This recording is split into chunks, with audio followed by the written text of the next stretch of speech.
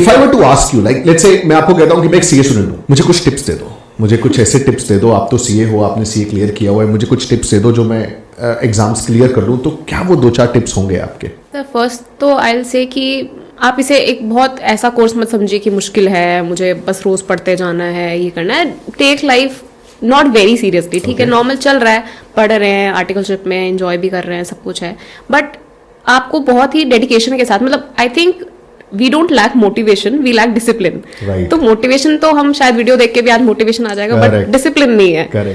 तो वो डिसिप्लिन बनाने के लिए you have to make an effort. अब मैं आज सोचूं न्यू ईयर पे, जैसे बहुत से लोग सोचते हैं कि ठीक है कल से हमें अच्छा खाना है, तोड़ने जाना है, तो वो चीज एकदम maybe 2 days you will do it and the third day you will back to. तो आपको धीरे धीरे वो हैबिट्स फॉर्म करनी है, आपको धीरे धीरे सोचना है कि ठीक है मुझे ये चीज प्रॉब्लमेटिक है। मान लो आप अकाउंट्स में वीक हैं, आपको पता है मेरा जो थियोरेटिकल सब्जेक्ट है that is fine, but maths, accounts या फिर इस तरह की चीजें, कॉस्टिंग सॉरी, ये बहुत टफ है मेरे लिए, तो आप प्रैक्टिस कीजिए। अब आप प्रैक्टिस भी नहीं कर रहे हैं, देन यू आर सेइंग कि I am not able to clear it, तो नहीं हो सकता। Correct. So I think first of all you should know कि आप कहाँ स्टैंड कर रहे हो और कहाँ आपको जाना है, what is the gap there, क्या आप इम्प्रूव कर सकते हैं, what do you need to achieve what you want, और उसके बाद धीरे धीरे आप हैबिट्स फॉर्म करना स्टार्ट करें कि मुझे इस तरह से शायद ये हेल्प मिल सकती है इस चीज़ में, या फिर लाइक एज आई मेंशन्ड कि मुझे अगर प्रैक्टिकल सब्जेक्ट्स में इशू आता है तो मैं प्रैक्टिकल सब्जेक्ट्स में I take guidance from someone, maybe talk to people who are very good at it.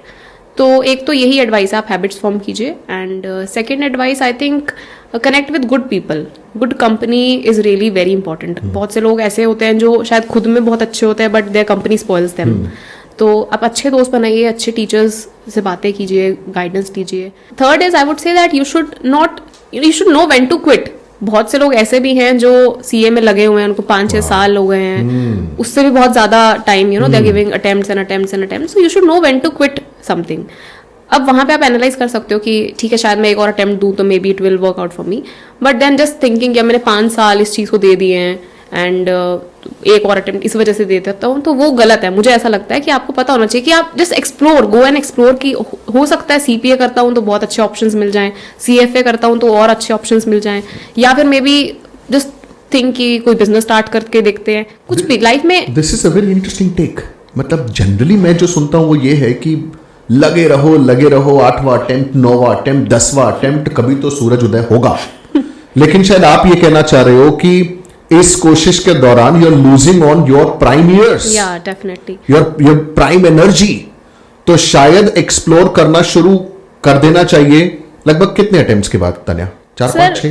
Sir वो डिपेंड भी करता है। जैसे मुझे ऐसा लगता है एक प्लान भी हमें अपने साथ लेके चलना चाहिए कि अगर चलो जैसे कुछ लोग सीए के साथ हो सकता है बीकॉम ना करते हो, बट आप बीकॉम कीजिए, वो एक प्लान बी भी हो सकता है आपके लिए कि, और रेगुलर कॉलेज भी it's a plan B maybe for some of people. तो आप 3-4 अटेम्प्ट दीजिए, 4 अटेम्प्ट के बाद अगर आपको लग रहा है नहीं हो पा रहा है, तो अगर तो आपको पता है कि एक पर्टिकुलर सब्जेक्ट है जिसमें मुझे इशू फेस हो रहा है, बट ये अगर मैं क्लियर कर लूं तो मेरा हो जाएगा। बट अगर continuously after 4 attempt your score is very low, आप हो सकता है चारों में फेल हो, हाँ बिल्कुल, तो maybe C is not for you, वो नहीं, maybe God is giving you a signal कि शायद आप कुछ और ट्राई कीजिए।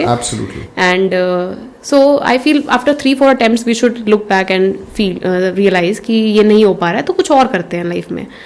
This is very interesting take. I mean, the plan B, the importance of plan B. क्या पता कुछ बिजनेस के दरवाजे खुल चुके हों इस दौरान, आपका ध्यान अपने अटेम्प्ट्स पे है, लेकिन एक opportunity is knocking on the door but you are not looking at the opportunity.